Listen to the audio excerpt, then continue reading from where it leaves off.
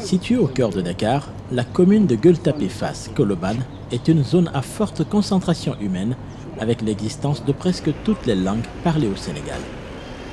Poche de pauvreté et de chômage en plein milieu de quartiers riches, la commune se caractérise par des indicateurs socio-économiques et sanitaires défavorables. De par ces indicateurs, Fass s'apparente au Sénégal et à l'Afrique en miniature. En effet, dans cette commune, 3 personnes sur 4 ont moins de 35 ans. Avec un indice de fécondité de 4 enfants en moyenne par femme, son croît démographique se rapproche du niveau national à 2,7%. La contribution des naissances précoces à cette fécondité est importante. 43 naissances pour 1000 filles âgées de 15 à 19 ans, comparé à 10 naissances pour 1000 filles âgées de 15 à 19 ans au Québec par exemple. On est devenu depuis quelque temps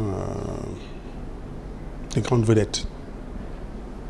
Des grandes vedettes parce que tout le monde vient vers Fass Colobane Gueule Tapée pour parler de ce projet de dividende démographique. En relation avec le FUNIAP, nous avons décidé de passer à une vitesse V, de faire un petit plan Fass émergent.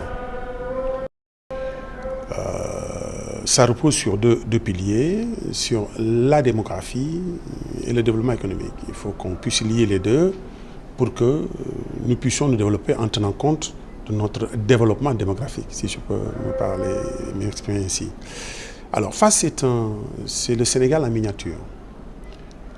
Nous avons 60% de la population à moins de 35 ans, une population jeune, beaucoup de chômeurs. Et pourtant, paradoxalement, nous avons dans notre commune un cercle où on peut aller à l'école, depuis l'école maternelle jusqu'à l'université sans jamais prendre un bus. Parce que nous sommes la commune la mieux dotée du point de vue de l'éducation. L'emploi fait défaut et ça pose énormément de problèmes. Ça va nous mener vers la drogue, vers la petite prostitution, vers le petit banditisme, etc. Donc l'objectif aujourd'hui, c'est de réduire tout ça, aider les enfants à trouver du travail, aider les femmes à s'autonomiser. Et nous voulons nous appuyer sur ce fameux projet de dividende démographique en relation avec le FUNIAP. La santé est l'un des piliers essentiels pour la capture du dividende démographique. Elle demeure une préoccupation majeure de la commune. Avec une population d'environ 100 000 habitants, Gueule Tapée Fass Colobane compte 8 structures de santé, 3 postes de santé, 3 centres de santé et 2 hôpitaux inadéquatement équipés avec une insuffisance en ressources humaines et financières pour leur fonctionnement. Dans le quartier Fass en particulier, dont la population avoisine les 30 000 habitants, il n'existe qu'un seul poste de santé qui n'avait même pas une table gynécologique ni de maternité. Amadou Sow et Oulimata Diouf sont respectivement infirmiers chefs de poste et sages-femmes à Fass. Nous les avons rencontrés dans le quartier, à quelques pas des ruines du seul poste de santé, où ils travaillaient encore il y a quelques semaines. Nos difficultés, en fait, c'était surtout par rapport à la santé de la mère et de l'enfant. En fait, il n'y avait pas une maternité. La maternité pouvait nous permettre de faire des accouchements. Parce que dans les indicateurs, ce qui avait faussé, surtout par rapport au PEV, parce que dès que la sage-femme reçoit les femmes en état, elle faisait les consultations CPN. Et après la CPN, donc l'accouchement, les femmes le faisaient dans les autres structures. Et ça a créé une rupture par rapport à la vaccination. Parce que dès que les femmes accouchent dans une autre structure, elles sont obligées de suivre la vaccination dans ces structures. Et donc, toute la population de Fass, je peux dire qu'en majeure partie, faisait leur vaccination dans les autres structures. Il faut reconnaître que quand même mon infirmier chef de poste a vraiment raison. Parce que vu les consultations que nous faisions dans l'ensemble, si je peux les citer, il y avait les consultations prénatales, les consultations postnatales, les consultations gynécologiques, la planification familiale et autres consultations. Si je dis autres consultations, c'est que ça concerne les femmes qui viennent souvent et dont leur état nécessite une certaine surveillance.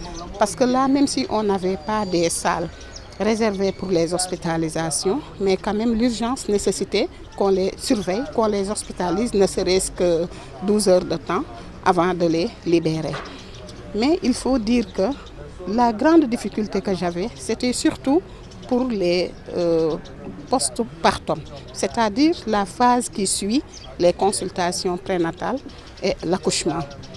Parce que la plupart du temps, lors des causeries que nous avions eu à faire dans les quartiers et au sein du poste de santé même, les femmes même, c'est elles qui se plaignaient en premier lieu, avant même que la sage-femme donne ses remarques.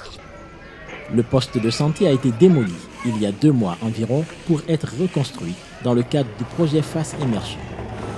Ce projet, lancé en février 2018 par l'UNFPA, le Fonds des Nations Unies pour la population, vise à améliorer le capital humain, les opportunités économiques et la gouvernance locale pour accélérer la transition démographique et tirer profit du dividende démographique. Ce que nous attendons, c'est que le poste soit au complet. Parce que dès qu'on aura une maternité, ça va permettre à la population de FAS d'avoir toutes les activités au niveau de la structure. Donc ça va nous permettre les perdus de vue et tout ça qu'on avait, et ça va diminuer. Et ça va permettre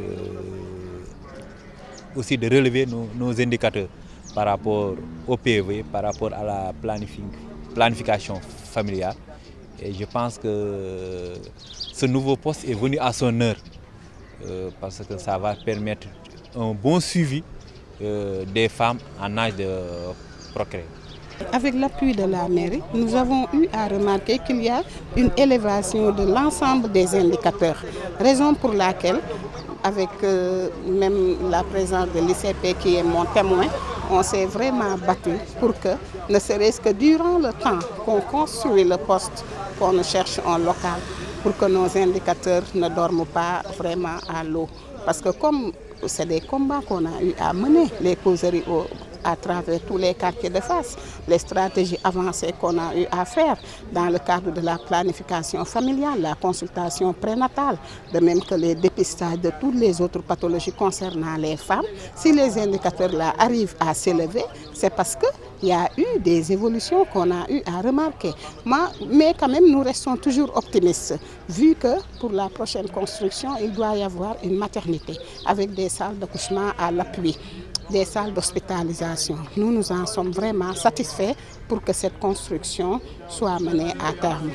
Sur le plan économique, le taux de chômage élevé des jeunes à FAS cache aussi une prépondérance d'activités professionnelles à très faible rémunération et l'essentiel des jeunes s'adonne à de petits métiers. Cette situation économique précaire alimente l'insécurité comme conséquence de la délinquance juvénile, l'usage de la drogue et la prostitution. Le dividende démographique étant une croissance économique potentielle liée à l'évolution de la pyramide des âges de la population. Autrement dit, c'est de voir comment en fait aider la croissance de la population active par rapport à celle-là inactive. Donc je pense que c'est ça la problématique du dividende démographique. Et comme je l'ai dit, le FUNIAB nous a trouvé dans cette perspective-là. Et le choix de FAS aussi n'est pas fortuit. N'est pas fortuit dans la mesure où les indicateurs ont démontré à suffisance que c'est en fait une commune qui représente ou qui a une représentation du Sénégal en miniature. Cela veut dire que la problématique du point de vue démographique, du point de vue socio-démographique, etc., ce qui se passe ici, c'est ce qui se passe à l'étendue du territoire national. Et nous pensons que, en fait, cibler FAS comme pilote, alors c'est voir tout le Sénégal. C'est pourquoi nous sommes obligés, je dis, c'est une obligation pour la commune de réussir ce projet. Quand vous prenez au niveau démographique, Et c'est ça qui est fondamental. Au niveau de la commune de Fass Gueule-Tapée-Colobane, le rapport de dépendance démographique tourne autour de 39%, alors qu'au niveau du Sénégal, c'est 80%. Alors qu'on vous dit que quand même un peuple ou bien une population a un rapport de dépendance démographique qui avoisine les 50%, donc quand même cette population-là a une opportunité démographique, un bonus démographique.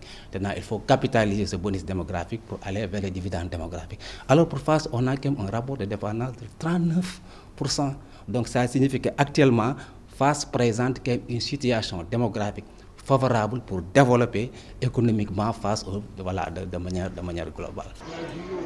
C'est en raison de ces indicateurs que le choix a été porté sur la commune de Gueule-Tapée-Fass-Colobane pour y lancer cette initiative pilote d'opérationnalisation du dividende démographique, le projet Fass émergent.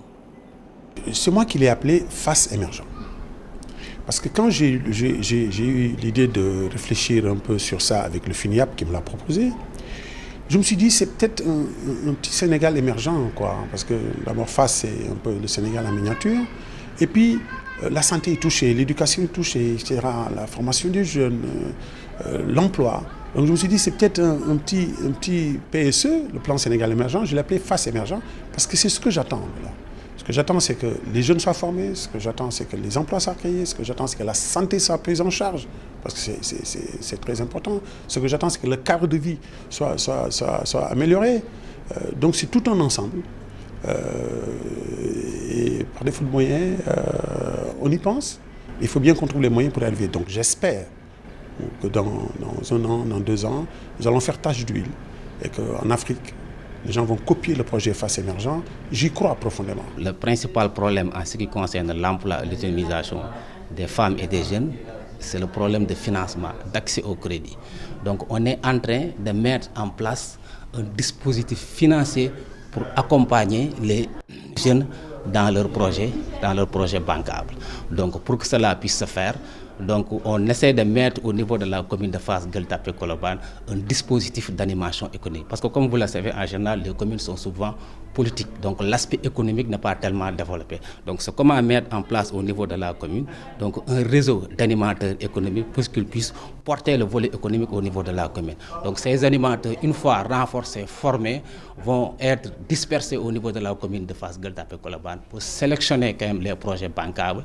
Et maintenant, ces projets seront financés à partir de ce dispositif financier qu'on va mettre en place. Le projet cible les femmes et les jeunes, en particulier les jeunes filles. Il prend également en compte les besoins des enfants, des hommes, des professionnels de la santé, des élus locaux, des membres de la société civile, des leaders traditionnels et religieux. Dans la cour de la mairie de Gueule-Tapée-Fass-Colobane, le collectif des femmes de la commune tient une réunion cet après-midi sur le projet Fass émergent. Ce collectif est à la fois bénéficiaire et acteur du projet. Les membres ont déjà été formés sur la santé de la reproduction et devront bénéficier du volet autonomisation. En outre, elles devront coordonner toutes les activités liées aux femmes. Nous avons accueilli ce projet en cœur ouvert parce que le projet nous a trouvés en train de débrouiller dans notre moyen de bord. Avec le maire de la commune qui a décroché le projet, qui est venu ici dans notre commune et il nous a demandé, vous êtes en train de travailler, le projet est venu pour l'appui pour les femmes, l'appui sur la santé, l'appui sur les ados. Donc, il nous a trouvé de travail, il est venu pour faire de bon travail avec nous. Vraiment, nous sommes très contentes, nous sommes très satisfaits sur le projet. Depuis longtemps qu'ils sont venus, ils nous ont fait causerie pour te dire, ils nous ont fait une mobilisation sociale pour savoir la population, que se faire le projet dans notre commune, avec la population, avec les femmes, avec les organisations, les imams, les délégués de quartier, tout. La population commune sont faits sur l'action que le projet veut faire ici, le dividende démographique. Nous attendons toujours ce projet avec un grand espoir. C'est une lueur d'espoir pour les femmes de Fass en particulier. Parce que nous, les femmes, on est là confrontés à des problèmes de formation, on se débrouille avec nos maigres moyens. Mais comme on attend ce projet, on est tous enthousiastes. À la commune de Gueule-Tapée-Fass-Colobane, les femmes se sont regroupées dans des associations, dans un cadre de concertation. Et depuis 2009, on suit des activités, on a des formations partout, on a des formations sur tous les domaines, en agriculture, en saponification, teinture, tout. Mais on n'a jamais eu les moyens pour extérioriser nos compétences. Donc on attend ce projet avec un grand cœur pour pouvoir s'en sortir, parce qu'avec l'automatisation des femmes, c'est possible avec ce projet. Ça va changer beaucoup de choses. Parce qu'on avait un poste de santé qui n'était pas très bien équipé. Une sage-femme et quelques infirmières. On n'était pas très à l'aise dans ce... Et puis c'était trop petit.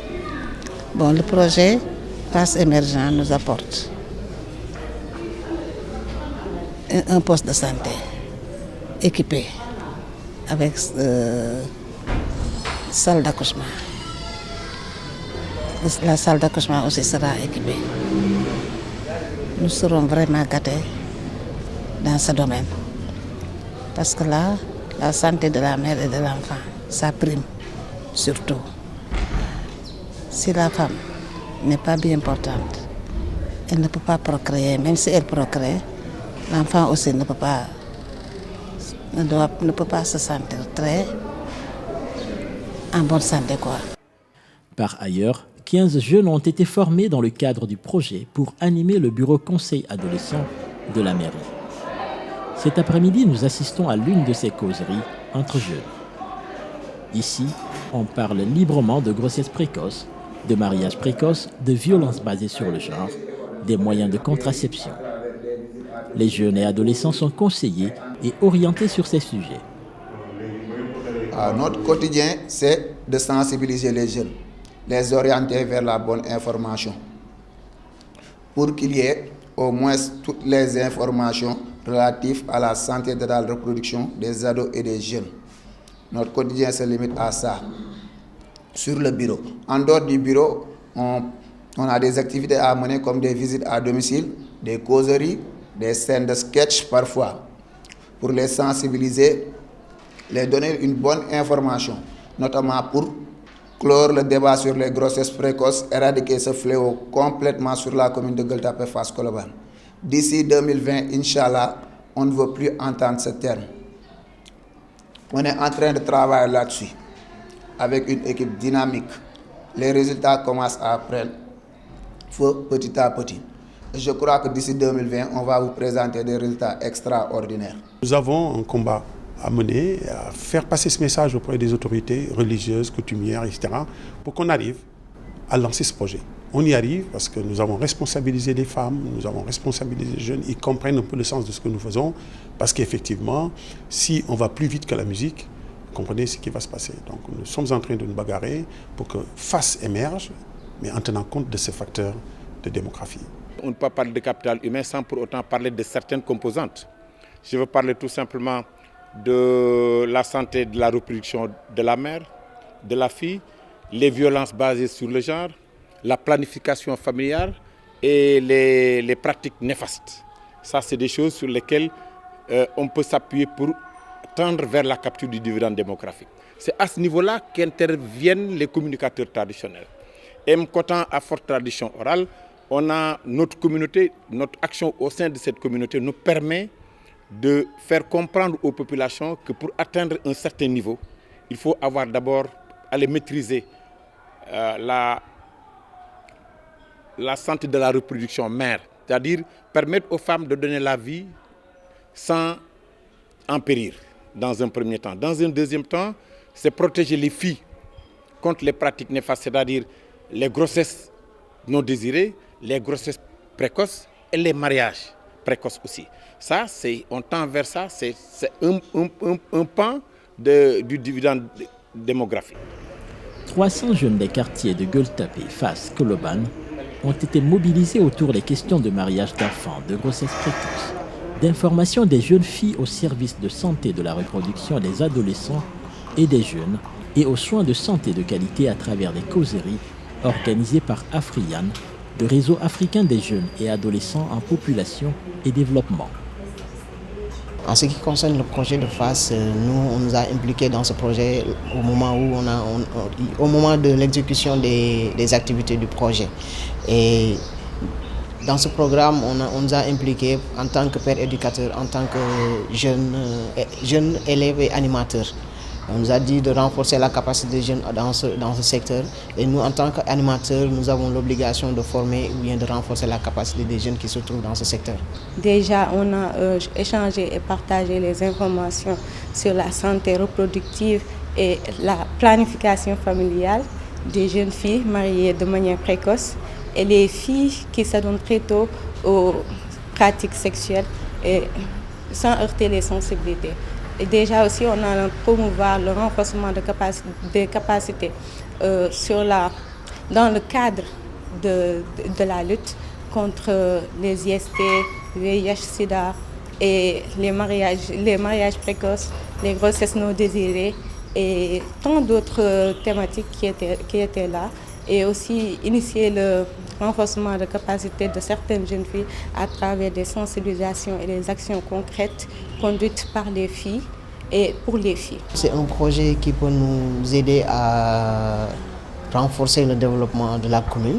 Déjà, il y a une fille qui avait initié ce projet en prenant FAS comme cible. Je pense bien que ce projet va être déroulé dans d'autres territoires du pays. Donc c'est un plus pour nous de mener à bien notre combat dans le cadre du renforcement des capacités aussi pour le développement de la communauté. Sur le volet emploi des jeunes, l'ONUDI, l'Agence des Nations Unies pour le développement industriel, intervient comme partenaire pour la promotion de la création d'emplois chez les jeunes et les femmes de FAS. À Dakar, nous avons rencontré son représentant pour le Sénégal, le Cap-Vert, la Gambie, la Guinée-Bissau et la Mauritanie.